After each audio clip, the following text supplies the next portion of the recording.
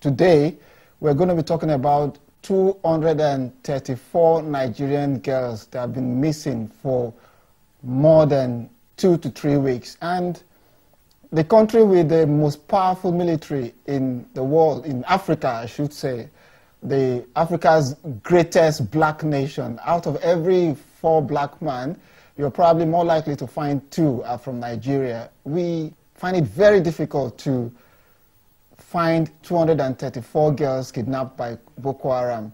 And tonight we're going to deal about this issue. We're going to talk about this issue. There's a massive mobilization going on the social media. You've got on the internet the Bring Our Girls Home campaign. Celebrities all around the world, Mary J. Blige, Piers Morgan, I mean, mention international stars, they're keen into this campaign to bring those girls back to Nigeria. And you've got young Nigerians, vibrant young Nigerians online, keeping the issues or the front burner of discussion. And guess what? The Nigerian government seems to be like detached from reality. They've got no idea that 2, 3, 4 girls are actually missing. In fact, the president declared the nation's highest ruling platform went on holiday because the vice president of the country lost his brother. I actually don't know what else to say, but things are happening in Nigeria that you would think it's coming out of a badly written movie script. Tonight I'm going to have in the studio Aisha Osori, who has been joining others in Nigeria to organize campaigns for us to have these girls back. And then I'll have someone from Borno State, Bella Balami, who's going to tell us what people in our home state are going through, you know, in the hands of the terrorist Boko Haram. But first, let me bring in Ngozi Gail to tell us what is happening around the world. Well, Kade, thank you. There's not much happening around the world other than the fact that we're going to concentrate mostly on Nigeria, especially on the 230 girls that you mentioned just now, because for us, it's all about starting, charity begins at home, as they say. So everybody, like Ade says, is rooting for our girls who are missing, because now there's massive fears that they may have crossed into the borders of Cameroon and Chad. Although it's not been confirmed, it's still a massive fear that's going on in the country at the moment. And of course, like we know, on Wednesday, Women for Peace and Justice did do a rally where they went to Abuja to give a letter of complaint that the government are not doing enough to secure the release of the girls. This is, of course, in addition to the parents of the girls going into forest every day looking to see if they can find them. Now, of course, that's raised questions in and around the country about what are the government really doing to try and secure the release of these girls. And furthermore, do the government really care? Well, an artillery soldier among a rescue team that was announced by the presidential decree over the weekend had this to say. He said that they're trying, but their efforts are being countered in a way that makes it clear that they're being tipped off about their movement, they being the Boko Haram people that he's saying. And he continues by saying that anytime they make a plan to rescue the girls, they've been ambushed. Earlier, Nigeria's Interior Minister, Mr. Abamoro, said that he was telling the BBC that he understood the outpouring of emotions, but that the government could not divulge details of what it was doing to secure the release of the girls. Whatever this means, he said that the government had to act in a discreet way. And Ngozi, before you continue, I just want to quickly break this news. Apparently, we're hearing reports that there's been another explosion around Karo, Yanya area in Nigeria, the same spot where almost 100 workers in Nigeria lost their life. There are reports going on social media, unconfirmed reports, people saying a bomb, a loud explosion around Yanya area in Abuja. And for viewers who are saying that they can't hear the volume of this production, we're going to work on it. So the breaking news from Nigeria that there's been a bomb or a loud explosion heard from Yanya in Abuja. And Fumi is joining us from Ethiopia as soon as Ngozi gets on with the news. Thank you for that, Kay. Great. That's another thing to follow up on now. But keep in touch with us. I'm going to definitely follow up on that news and update you as we find out. But the last thing I was going to say about that is the fact that the Nigerians in London are going to be holding a peaceful protest march on the 9th of May. What are we in? May? Yeah. May, yes. On the 9th of May, which is next week, Friday. If you want to know more about this, please follow my Twitter handle at Gail Ngozi or follow Kayade's Twitter handle at Ogundamisi. And we'll keep you updated about this protest I'm talking about, it's going to be, for those of you who already know, on social media like Twitter and Facebook. It's going to be on the 9th of May, which is next week Friday. So don't forget to stay tuned and keep sending your views in and your discussions, because we're going to be reading it out at some point in the program. In the meantime, I'm going to hand you over to Kayode. Enjoy the rest of the show, and I'll see you next week. Goodbye for now. Yeah, thanks, Ngozi. And we'll just go straight to Ethiopia. We've got Fumi Balogun in Ethiopia. Good evening, Fumi.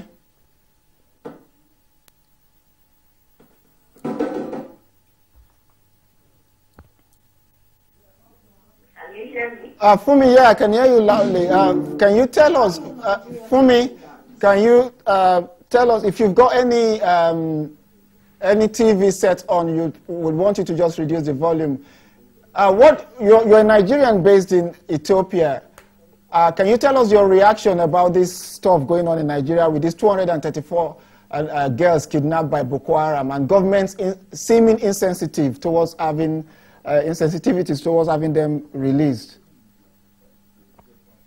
I think it's just it's one of those challenges that we've had with governments in Nigeria in terms of course, there's Boko Haram, and we know they've committed a lot of atrocities. But what is very shocking with this, with the abduction of the girls, is the fact that there seems to be no coordinated response from the government. You really don't know what exactly is happening. You know, it's one thing for something bad to happen. That can happen anywhere. But for a government to respond in a timely manner, in a way that says, that speaks to the rest of the citizens about what is going on, a response to the parents of the girls that were abducted, and ongoing, and a way of, you know, just providing information that is actually slightly accurate to let us know that we have a government in power. And that's the problem, not just with the girls that were abducted, but looking at the entire governance in Nigeria for the past, for the past 4 years. And we've just not had a government that is responsive to the people. It doesn't seem to care what the people think. It doesn't seem to care what's happening to people. And then we have the trend also of the, I can't call it, maybe I should call it religious fundamentality. Yeah. Where when anything happens, everybody talks about, oh, let us pray. And then governments are now taking it as a mantra. So government officials, including the president, will come out and say, oh, you know, we just have to pray. And the citizens are supposed to be satisfied. So it can't even, there's nobody to go to ask, to demand for answers. It's like there's no one. We're having rallies, we're going all around, we have all the social media. Yeah. Everybody, like you said, everybody around the world is talking about it. Governments seem to be like, we don't care. And we can't demand accountability from them. So that, for me, is the main challenge. Okay. How do we get to our governments to be accountable? Okay, Fumi, if you can hear me, can you tell me, how are people in Nigerians in Ethiopia or people around that region of Africa, how are they reacting to this news? We started in Kenya. In fact, I was just reading something a few minutes ago where one of the very top bloggers of Kenya is being requested because about a week, 2 weeks ago, he started a very strong campaign on South Sudan about all the deaths and what's going on in South Sudan. And I can see a few Kenyans asking him that, why is he not talking about what is going on in Nigeria? So there's a need to intensify all the campaigns in East Africa. A lot of women groups in East Africa have been doing a lot of the bring back, using the hashtag, bring back our girls. But there hasn't, and of course you have the normal news, but there hasn't been any response from Nigerians even outside of Nigeria and in East Africa. Because I also live in Kenya. Yeah. Fumi, are you surprised at the level of support from international celebrities? I mean, we've got Mary J. Blige, we've got Piers Morgan, we've got quite a huge amount of renowned people. I mean, some with 3-4 million followers on social media joining this campaign. But we've not had enough support in terms of big names in Nigeria. Why is that? Why is that happening? I think the polarization. Well, I think with the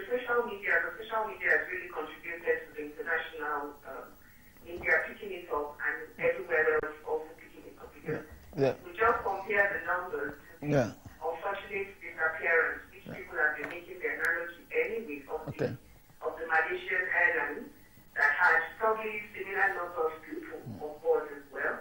That's the same number of girls that have gone missing. So I think by highlighting the fact that girls, first and foremost, it's very difficult for girls to go to school in those areas in Nigeria.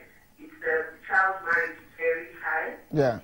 Girls are not allowed to go to school. Now when they go, their parents, against all odds, say, okay, you still have to get an education. Then they are adopted. It takes a clear kind of appeal and to the international community. So I'm not surprised that actually a lot of people have expressed solidarity with the rest of Nigerians. Okay. Fumi, we want to thank you very much for joining us from Addis Ababa in Ethiopia, and we hope to have you on the program some other time. Thanks so much, Fumi. Thank you so much, and have a good evening. All right, thank you. Yeah, viewers, that was Fumi from Addis Ababa in Ethiopia. I've got with me in the studio Ellen Balami. Ellen Balami is from Borno State. That's where the major attacks are going on in Nigeria. And I've also got Aisha Osori. And first, let me welcome both of you to Politics with KO, Ellen and Aisha. You know, it's obviously a sad moment, Ellen, for you especially. That is your home. That is where you come from. That is where you know as home. That's where you call home. Can you tell us what part of Borno State are you from? Okay, first I'm going to correct you because the name my name is Helen Dada. Okay, I come from Borno State. Yeah. I come from Kwajafa. Kwajafa is just after Biu. It's from our local government area. But most of my family members live in Maiduguri because that's the state capital where you have a lot of jobs going on there. Quite a few people live also in the Hawo local government area. So that's where I come from. Okay, and how was it when you were growing up in that part of Borno State compared to now? It's a very peaceful place. Maiduguri used to be a very peaceful place. I was discussing with some of my friends. I said up to 2008, before all these problems started with BokoHaram attacks, you could leave your doors open at night or in the daytime and go to work, and you know that it's secure. You're sure that no one is going to go in there and steal. Or you could go out in the street, you know, go to the shops or, you know, the markets, and you know you're very secure, you're safe. There is no fear of, you know, unnecessary attacks against you or some kind of armed robbery. It's quite a safe place. They call it the home of peace, actually. And the people from that area are quite peaceful people. The Kanuris, the Bura people, the Chibok people, they are very peaceful people. So before I bring in Aisha, when you speak to people at home now, when you call home, when you call Maiduguri, call Borno State, what stories do you hear from them? Every day when you speak to them, there is a fear of insecurity. When you ask them, they said, well, we are grateful that we are alive today and we are safe, because you don't really know what's going to happen. When they go out, they don't know whether they're going to return. They take their children to school. They're not sure whether they will get the children back. They're not sure whether they will see their children as well at the end of the day. It's only when you have your children in your hand, you know that you're safe for the day. So each day, it's like we finished today. The next day, we're looking forward to it, and we're hoping it's going to be safe as well. It's really, really, really unsafe. I was there recently, and it's not the same place. When you go out, you have roadblocks in the city. It's like the people are living under siege. It's not the same place. There is roadblocks everywhere by the military, and when you're driving through to go to a place that usually takes you maybe 10 minutes, now it takes you an hour, possibly. You know, my brother came to pick me from the airport, and I was calling him. I said, you said you were going to be here, but I've been waiting for you here for about half an hour. He said, look, there's so much traffic. I said, Maiduguri is not known for high traffic, but because of the traffic, things have changed. Aisha, listening to this story from a fellow Nigerian, and you don't live in Maiduguri, you live in Abuja, and that is far away. We shouldn't be saying far away from terrorism now, because Abuja was recently attacked by this terrorist group. Compared to what Ellen is saying now, how does it feel in other parts of the country? Well, honestly, I feel like, at least in terms of the north and the middle belt, which is so basically from Maiduguri all the way down through Kano, Kaduna, you know, Benue into Abuja, I would say that there's the general feeling of being unsafe. The insecurity, the fear, the stories you hear, whether it's about castle rustlers, whether it's about people who are supposed to be armed militia, you know, the bombs that are going off. There's generally that feeling that, you know, we're leaving on the siege, as Helen mentioned. There's that feeling that we're sitting on a time bomb. There's that feeling, you know, now we're getting all these text messages constantly that say, oh, avoid this place, oh, don't go here, bomb scares. You know, right after the Nyanya bomb happened, we heard that the next day, I think the federal secretariat, where federal government sits in Abuja, they all closed. They said there was a bomb scare, so by 2 o'clock or something, the whole secretariat was empty. So obviously it's affecting business, it's affecting private life, it's affecting the psyche of the people. Okay, and truly we've had Nigerians, it's not like people are sitting back and people are taking the battle, not just to the terrorists. We've got JTF, young people organizing themselves into JTF to support the government in what they're doing. But are we getting enough from the government in terms of providing security, Aisha? I mean, honestly, I would say no. That's the bottom line. We're definitely not getting enough security based on, one, the rising level of allocations given to security in Nigeria. If you think about our budget since 2014, since 2012, where we had about 900 billion. Last year we had 1 trillion. 1 trillion. Then this year we have 845 billion. You have to ask yourself, where is this money going? You hear about CCTVs. What happens when, you know, who is capturing the data, who is watching it?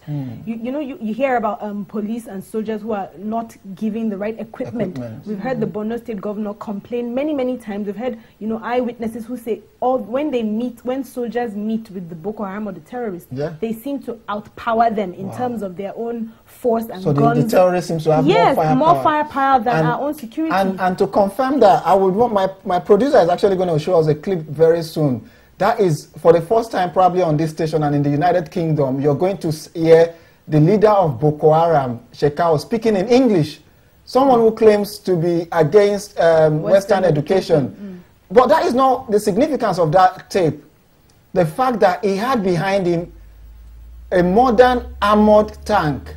And that is amazing. So let's go straight, and I will have both of you watch this clip and our viewers at home. And then you will see what we're talking about. And this is the particular person keeping 234 Nigerian girls. To study the secret of the past of the Muslim. The person returned with a copy of the Quran. The person stated that as long as the Muslim read and practice the injunction in the Quran, they will be powerful. Therefore, they deliberated on how to tactically making the Quran insignificant and unimportant. At the end of the meeting, they outlined many programs which were centered on making the Muslim occupying so that they have little or no time for the Quran. The programs include secular education, support, and music. Secular education, support, and music. As a result of this today, many Muslims lost their Islam, whilst others claim to be Muslim, but have lost traces of Islam. What? All in the name of being educated.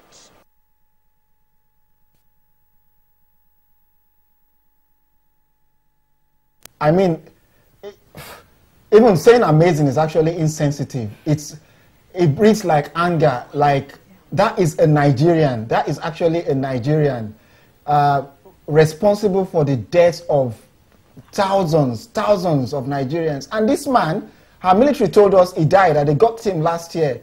This man is right there, and he has a huge armored tank behind him, hundreds of soldiers. The more our military claim they've killed Boko Haram terrorists, the more this guy come out wrecking havoc. Now, Ellen, how do you feel watching that clip? It's actually annoying.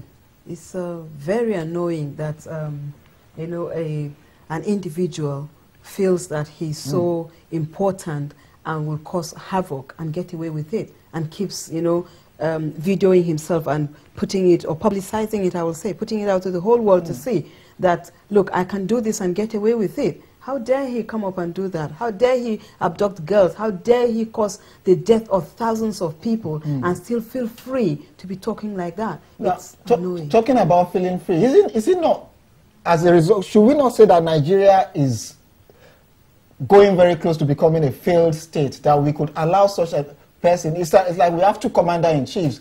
I mean, Lord Jonathan issues an order, Shekau is coming out giving another order, and it seems to be getting his way, Aisha. No, definitely. I mean, there's a general state of anarchy, and I think there's lots of political science and theories about the fact that the monopoly over violence and the use of force is something that you use to measure whether a government is effective or not. And definitely in Nigeria right now, you would say that the government has lost the monopoly over the use of violence. It's definitely democratized.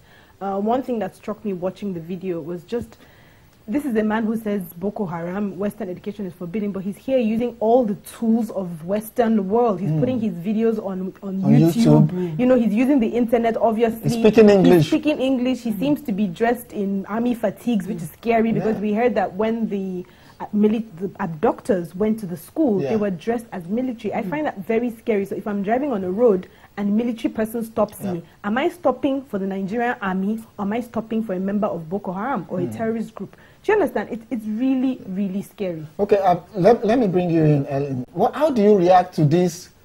First, I find it very annoying that a former minister, Kemashikwe, will be asking for photographs of these 234 girls to be put on newspaper. What does she want to do with the photograph? I mean, did we ask for photograph about 1 million people murdered during the civil war, the unfortunate civil war?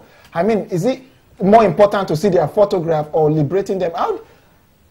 How do we react to someone saying that all they want is photograph, you know, to prove that they were actually kidnapped, or people raising doubts about the disappearance of these girls? I think it also speaks about the insensitivity of the government officials, or I'll say representatives, and also it speaks about their irresponsibility.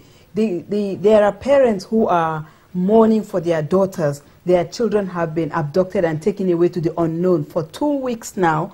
Nobody has done anything about it. And then suddenly a politician comes up and said, give us the photograph. It's highly insensitive. And the problem is because they are not wearing the shoes of those parents. If they are wearing the shoes of those parents, I can tell you nobody will talk about photographs and list of names. You want the government to do something about it. And we also need to also say that we are tracking the news coming out of Nigeria on Politics with KO, and the news that we're receiving is that actually there's been a loud explosion in Nigeria. Some are saying it's in the Nyanya area, others are saying with Wuse too.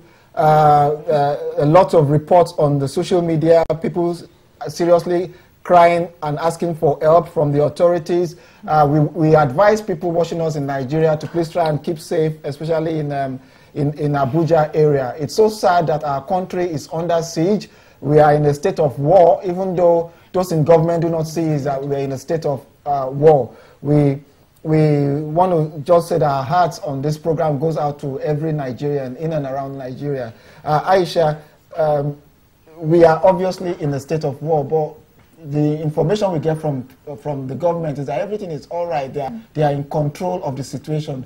Does this situation look like something under the control of the government?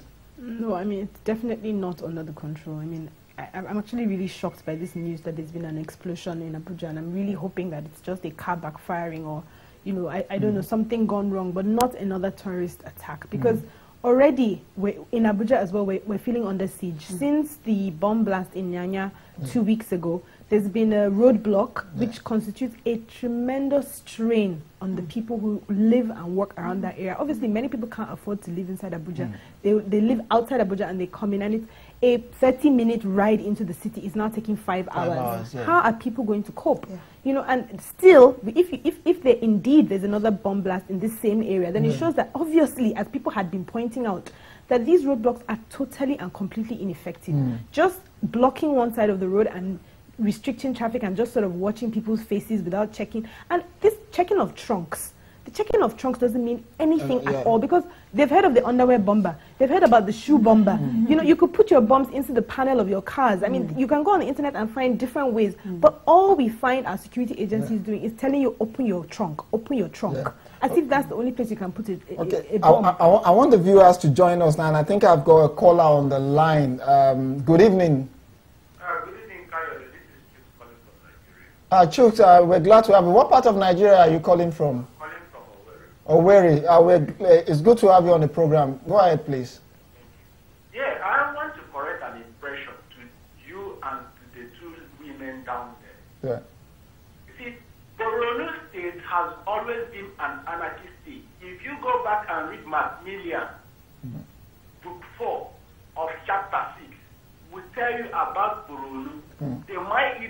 Aluma of Bruno, more than 400 years ago, have always been fighting. There has always been anarchy in Bruno. Then, the issue of the 200 girls. Yeah, 234 girls. We don't know the actual figure in the school. How many students were in the school? How many students were writing the exams? How many students are present? Who are the people that saw them taking them off? Okay. They said 40 escaped. How did they escape? You said that Kematibe is demanding for photographs, yeah. Yes. Who are these people? Okay, Chooks, I want to ask you this question. Yes. You know, during the Biafran War, we lost almost 1 million Nigerians from the southeast region. Did we see 1 million photographs of those people that died? Thank you. You see, Kayode, let's not bring in sentiment. No, it's not sentiment. You've just said, hold on a minute. You've just told me that you want pictures of 234 girls. I'm asking you, did you see pictures of 1 million people killed? What are their names? Who are the people that... You've not answered my question. Did you see... did we have 1 million names? Answer that question, Chooks. Did we have 1 million names of people that were killed on the Biafran side during the Civil War? Kayode, I didn't see the names because okay, then, Chooks, I'm sorry. You've made your point, and I appreciate your point, and we're happy you called into this program. Now, Aisha, people want 234 names listed. So, do we have the 99 names of the people that were bombed in Nyanya? No, I mean, as far as I know, we don't have the names of this. I think it was 75 people. 75. Yeah, 75 people killed. Look, the issue about the names, first of all, the situation in the school was closed. So let's make that clear. These girls were only there to do their physics exams. So that's another one. Who saw this happening? The principal. The principal was there. She has been on record. Just Google, if Chooks is listening, Google or go on the internet and find out news from Nigeria. Don't rely on us. And find out that the principal was there. Men came in military fatigue in 4 trucks, followed with bikes, in a state that is under a state of emergency. So I'll be asking you, Chooks, why is it possible in a state where there's a state of emergency for convoys to be moving? These people came into the school, told the principal that they had to move these girls for their safety. It was only after they had loaded the trucks, they shot into the air and started burning things, then people realized that they were there for bad. Some girls were smart enough to jump down. Some girls jumped down maybe when the cars stopped. They said one truck was bad. They escaped. There are news, people have reported, foreign news agencies have reported that they've spoken to some of these girls who escaped even when they even got to the forest. They were fetching water, they decided to take it and they ran. So it's very clear that people on record who have said this over and over again. Now, if Kema is asking for names, it is the usual politicization of everything, as far as I'm concerned, and it's a big problem and it's a real disappointment for Nigeria. When there's any issue, instead of people to come together, if this was Kemachikwe's daughter, I know she has daughters, if this was her grandchild, would she be asking for names? Would she be listening to somebody telling her to come and prove that her child was missing? This is not the way that government people should be asking. Even if she wanted to make those comments, even if she had them, she should have kept them private, not said them out. So this question of looking for names is irrelevant. Okay, before I bring in the my next caller, I want Ellen, how do you feel when people try to deny the fact that these girls are missing? When we've seen parents crying, we've seen international news media, confirming this. How do you feel? It's actually, again, I would say it's insensitive, and maybe it's born out of the fact that nobody trusts the Nigerian government because they're always, actually exaggerating the facts or trying to hide facts sometimes. So possibly that is the reason why people are thinking like that. But the fact is that girls have been abducted from school. There is no how parents would like to make up this thing and go on TV, shown to the whole world, and they are grieving and throwing themselves on the ground. And those girls who came out, they would not do that. They wouldn't make it up. We also saw the evidence that the school was burnt down. Why would the school principal make up that? I think that is not something. Could I just add something, please? Right, please? The last caller said something about Borno State being a state of anarchy all the time. It's not true. I disagree with that. I grew up in Borno State. It's a peaceful state. It is only a recent development. Borno people, even the Kanuris are peaceful people. Yeah. They don't really like making trouble. If previously the Kanin Borno Empire was known to be, the emir was a warrior, that's possibly history. And possibly they have that skill in them, but currently from what Chuks is saying, do you have Igbos, Yorubas living in Borno anyway? Absolutely, we have Igbos and Yorubas and people from all parts of the nation living there. I know with what is going on, a lot of them have actually moved back to the southern part of Nigeria or back to their state of indigene or places where it is actually more peaceful for them to be able to trade. Okay, I want to take the next caller. Hello, good evening. Hello, good evening. Good evening. Where are you calling from and what's your name, please? Emeka is my name. I'm calling from London. Emeka, we are glad to have you on the program. Go ahead, please. Yeah, I just want to contribute to your program. I just want to tell you that, one, that the comment someone made here, saying that Nigeria is the first state. I don't believe that Nigeria is the first state, no matter what is still happening for now. But I believe that the situation on the ground can actually be taken control by the government. So what the government need to do is to actually put their men on the ground, bring in some who are wiser when it comes to handling such matters. One thing I see that most times people who have been in government, they always play politics. When it comes to this kind of issue, not handling it right, and they put wrong people in the position.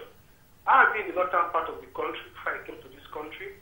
I see what people does, and I see how the government carry their affairs. I also listen to the comments of the remark and many others. They have not actually played their role as leaders of the country. And when this thing started, then I was in the north.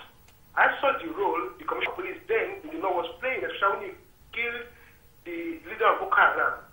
You see, but later they begin to carry the man up and down, trying to persecute the man, trying to kill the man. Why? Because they have done the right thing.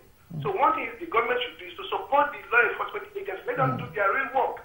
If they are equipped properly, they will actually know what to do and give them free hand to do the work. But sometimes some of these northern leaders continue to get against them, not telling them the right thing, instead of actually supporting the law enforcement agencies.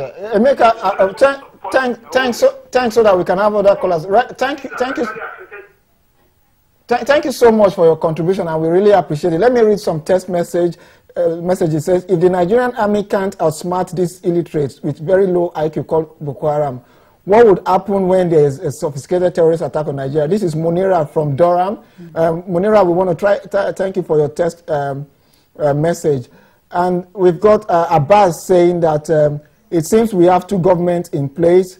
Solving the Boko Haram crisis is way beyond the capacity of the Nigerian intelligence community. Abbas, thank you. There are some other text messages, but we'll just take quite a few. On social media, we've got a lot of tweets going on, and I'd want to ask you, how do we bring these girls home? What can we do? You know, like Emeka made a very valid suggestion about government getting help from outside of the country. You know, and I know citizens themselves are trying to keep the issue. What else can we do? No, honestly, I think at this point in time, we're doing everything that we can. I'm not sure that Nigerian citizens, whether in Nigeria or around the world, who are calling out, can do anything more than what they're doing. What we just need to do is maintain that pressure. As you talked about earlier in your show, the Bring Back Our Girls campaigns have been rolling out across different cities in Nigeria, Ibadan, Abuja. Lagos had one today. Lagos is going to have another one on Monday. We just need to keep the pressure up. It's very heartening to see that, you know, stars around the world are picking up on this issue. I think Gordon Brown is on record as offering his assistance to the Nigerian government. And I'm quite sure that behind the scenes, other foreign governments have actually made that. So let's keep the pressure on. And should I just also mention that Ariel Ahmed, the Labour MP, wrote a strong worded letter to the British government saying, look, we cannot let these girls go just like that. A lot of support, international support on this issue. And I also want to say that this issue should not just be about the 2, 3, 4 girls. There are over 4,000 Nigerians from all walks of lives in Nigeria, from people from Igbo land, from Yoruba land, from Nupe, Hausa Fulanis, are victims of this terrorist attack. Let's take our next caller. Good evening. Good evening, Canada. My name is Larry. I'm calling from York. Go ahead, Larry. Like what we were saying, really, I would like us to please appeal to get someone that knows 230. It's not easy for the people to maintain 234 girls in the bush.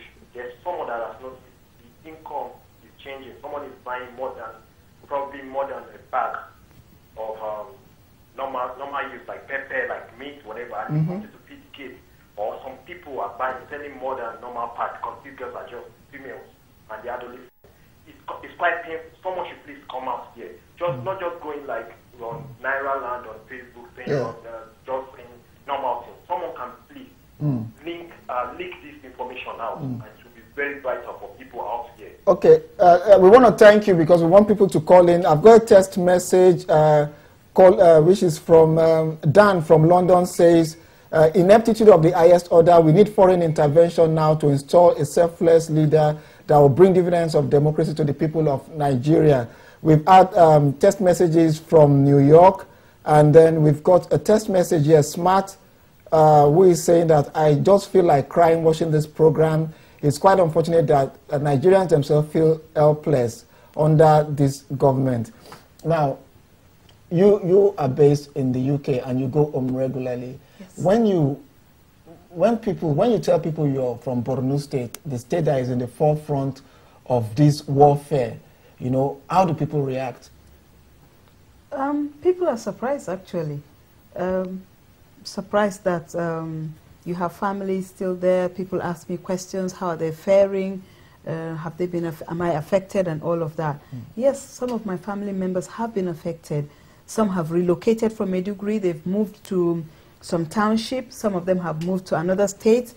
And I've lost a cousin. A cousin actually lost her husband. Wow. Just got married newly, and he was caught up in the attack. They were having a refreshment in at a bar, and Boko Haram went there and planted a bomb. So she lost her husband immediately after getting married. Yes, I've lost family members, and it's very, very devastating. And we're so sorry to hear that. Before we take the next caller, let me ask you this question.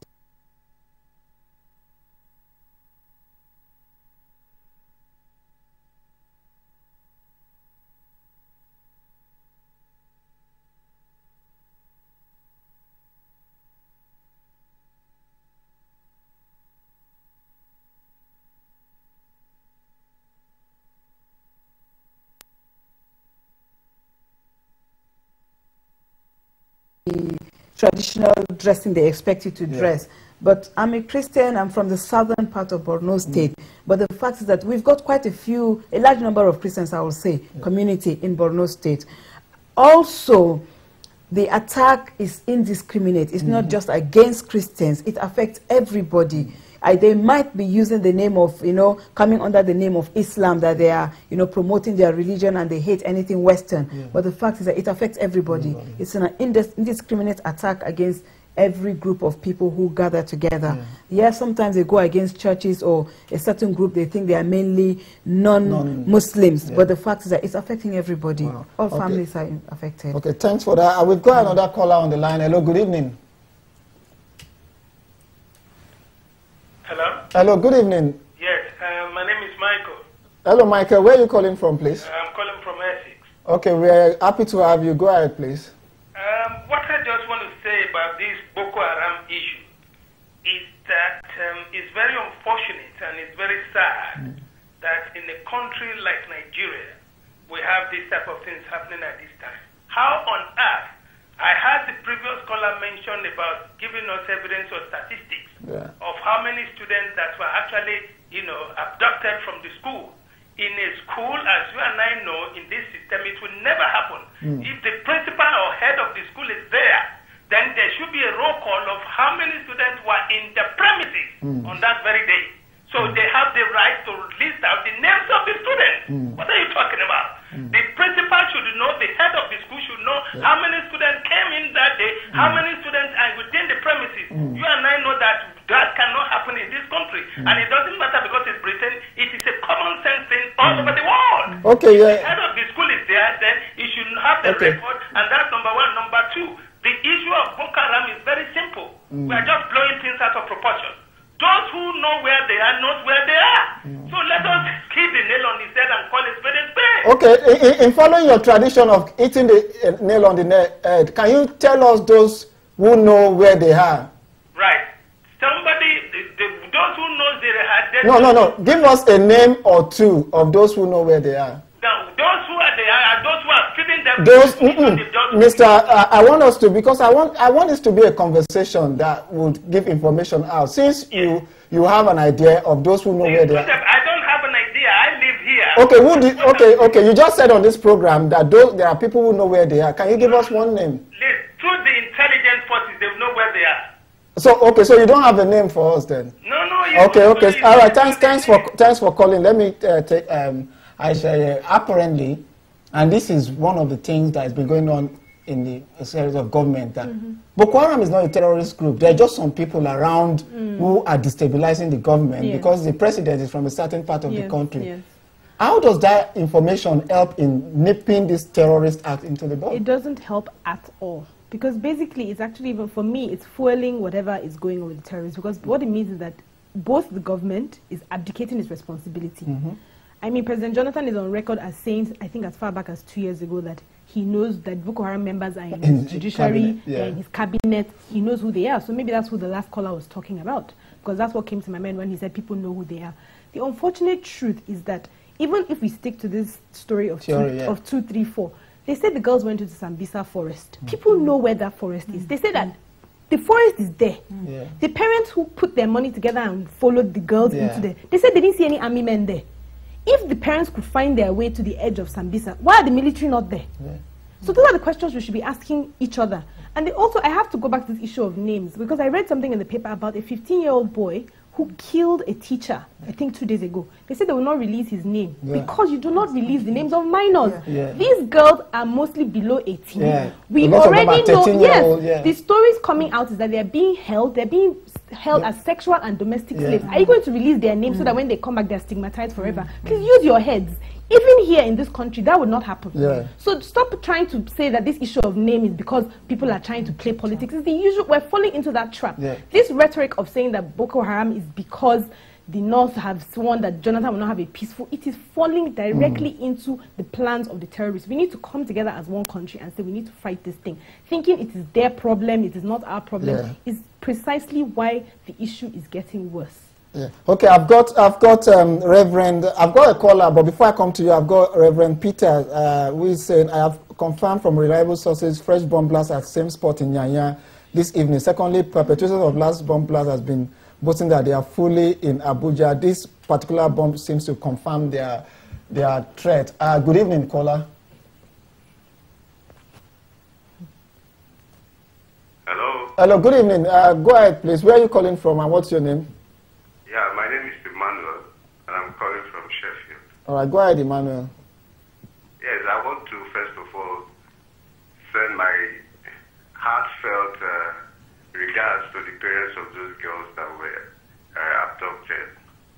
And secondly, I want to address you, Mr. Presenter. Telling the last caller to name those that know where or know the whereabouts of the Boko Haram members is wrong. Okay.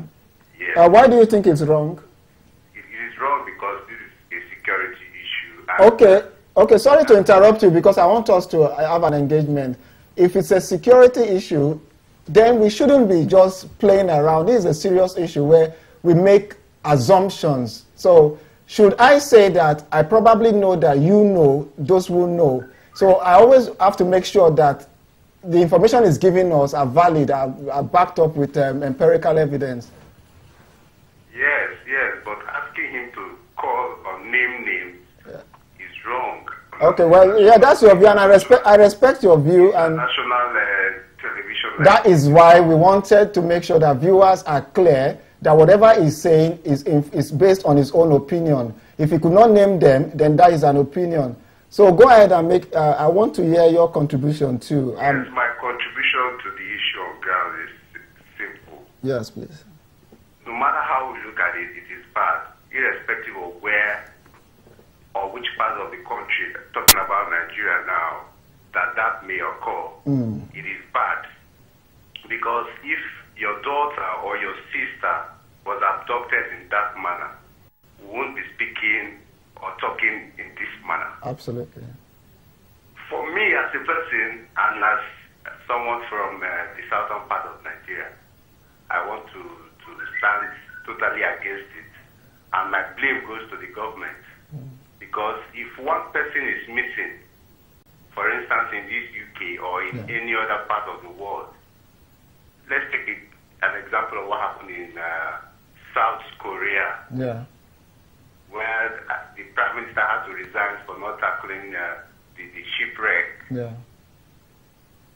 For goodness sake, I am yet to see if that will happen in Nigeria. We can begin to call for the resignation of certain political officers, including the president in Nigeria, but you and I know that that cannot happen in Nigeria. So I'm holding the government responsible. They have the sole responsibility to look for those girls. We should stop playing games about if it was true or if it was not true that these girls were adopted. The government should fish out who are those that are involved. They do not have any excuse whatsoever. Sorry that I'm going to have to cut you there, and we want to thank you because we want other callers to come in into the program, and we appreciate your call, and we hope to have you again on the program. I've got a text message from Dan who says PDP propaganda and ineptitude is killing Nigeria. The president is sacrificing. I actually don't believe that the president will consciously start sacrificing Nigeria for his own interests. That's Dan's opinion. I also want to say that we lost a colonel, a full colonel in the Nigerian army.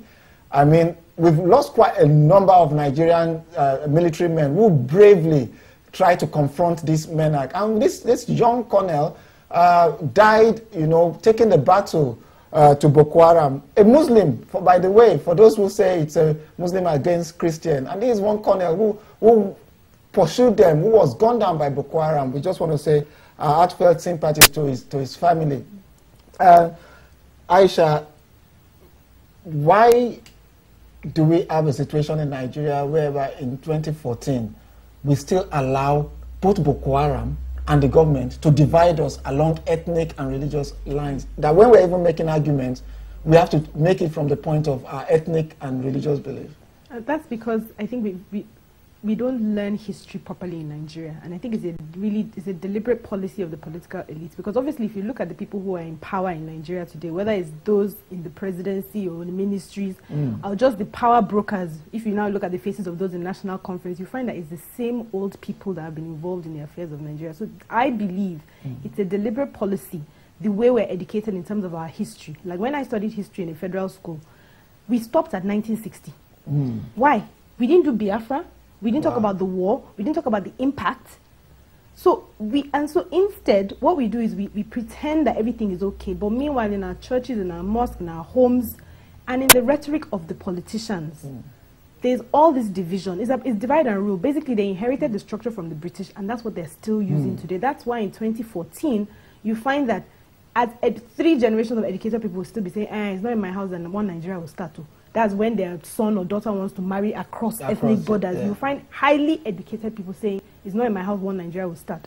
So for me, it's about politics. It's about resource control. The only reason why they use ethnicity and religion to divide us is because that's the only way to make us feel as if, yes, if we don't gather our part, And when Nigerians have refused to see that this is just a plot to keep us down and to make it hard for us to hold anybody accountable. Okay, I would take this text message. It says names and photographs necessary to put human face to assist in finding and apprehending the kidnappers. That's Femi saying that we should fully publicize $10 million reward per head to get these girls out. That's Femi. Okay, thanks for that text message. And we want to say to Nigerians in the UK, there's going to be a protest outside the Nigerian embassy in London on the 9th of May from 10 a.m. to 1 p.m. in solidarity with the people of Nigeria, a campaign to bring the girls back to their parents. And this campaign is being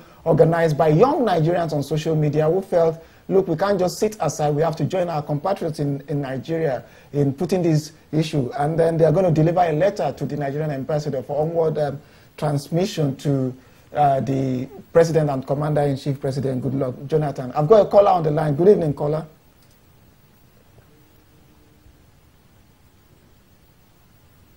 Hello. Hello, good evening. Where are you calling from, please? Okay, I'm calling from London. What's your name? Okay, my name is Adi. Okay, it's good to have you. Go ahead, please. Okay, quick one. I just want to say, we pray we see those girls. But let's just situate this issue where it really lies. Today, the truth is, sadly, Nigeria is actually highly divided. That's the truth. True. And if you look at the North, it was something in waiting. This disaster was something that was always going to happen. My problem with the northern elite is, for instance, when they decided to introduce Sharia unilaterally, the northern elites were there. Nobody said anything. They were sitting comfy, and over time, people have been dying in those areas. You've had lots of killings of non-indigenous and all kind of things. People have been there. They've not said anything. It's now that it's now biting the dominoes to home. So it's like the chickens has come home to roost, isn't it? Come home to roost. Okay. Let's situate it where it is. Okay, quickly, are the northern political elites better than the southern political elites in terms of corruption and in terms of development? Just quickly before we round up. No, I agree. In terms of corruption, they're all, the same. Okay. Thanks so much, because we really need to round up. I want Ellen, if you, Aisha first, what would be your last word? My last word is, despite what is going on, I still have hope. And for me, the Bring Back Our Girls campaign is one of those good examples of how Nigerians can come together across ethnicity and religious divides, across class, across education and uneducated. We've been able to come together over the last week and roll out these things. And I would like to urge people who are listening, please tell people at home. The Lagos Bring Back Our Girls campaign is going to happen May 5th, starting from Allen Roundabout in Ikeja. Join them. Come out in London. People are coming out in Ghana. People are coming out everywhere. Please join them. Let's come together on this issue. Ellen? I just want to add that, look, the Nigerian government need to value the life of each individual in that country, whether it's one person or 234 girls. They are actually minors, and the government must take it even more seriously. It owes them an obligation to make sure that these girls are returned back to their parents safe and sound. It owes the parents actually an apology, and also it owes the people of Borno State and the whole of Nigeria peace and security. The government of Nigeria can do it. They are large enough, have enough resources, I believe, to be able to do that. I want to thank you both very much coming into this studio at these very difficult times. I hope we're going to have you in a new Nigeria where things will be rosy and we'll discuss more happier things. We really want to thank our viewers for being faithful to us. We want to apologize for last week. Last week's production. We did everything we can to get Tony Princewill to have his say, but sometimes these things happen. We're trying to improve and get things better. This program is a volunteer program by Nigerians, so that we can discuss issues relating to Nigeria. We're going to be here next week, Thursday, where we're going to have a fresh conversation. Thanks to Tony Olomu, Ngozi Gale, Victor Edoze, and every wonderful people that have been volunteering their free time, their precious time to make this program a success. And to Ben Television, we thank you for the platform. Good night and God bless. See you next Thursday.